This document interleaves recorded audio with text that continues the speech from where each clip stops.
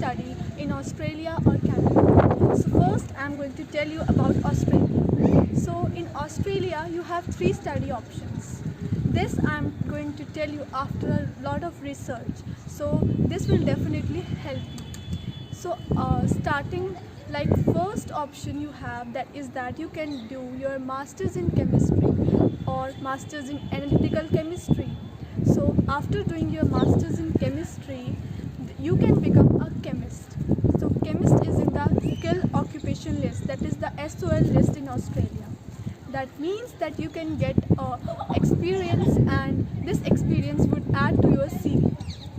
The second option which you can do is the masters in chemistry by research.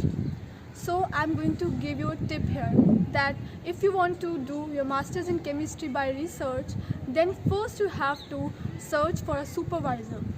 So after searching for a supervisor, you can get enrolled in that university. But one tip is that if you want to get selected by the supervisor, you should do internship. From where you can do internship, for that I am going to make a separate video. After doing your masters by research, you can go for PhD. So after going for doing your PhD, you can become a university lecturer. University lecturer is also in the SOL list, and you can easily get an employment.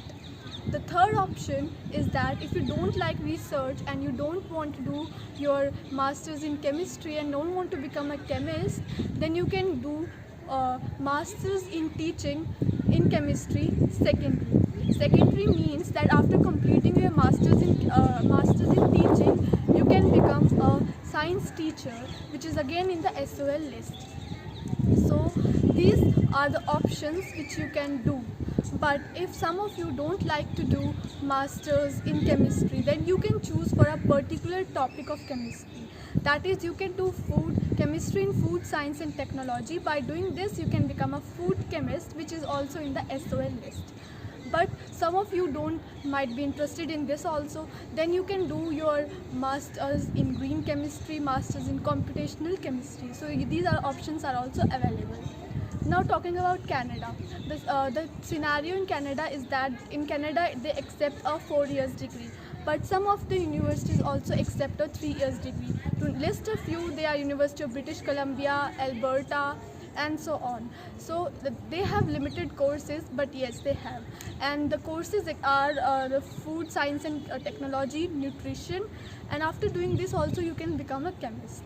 So these are all the options available. So guys, if you like my video, please hit the like button and don't forget to subscribe my channel.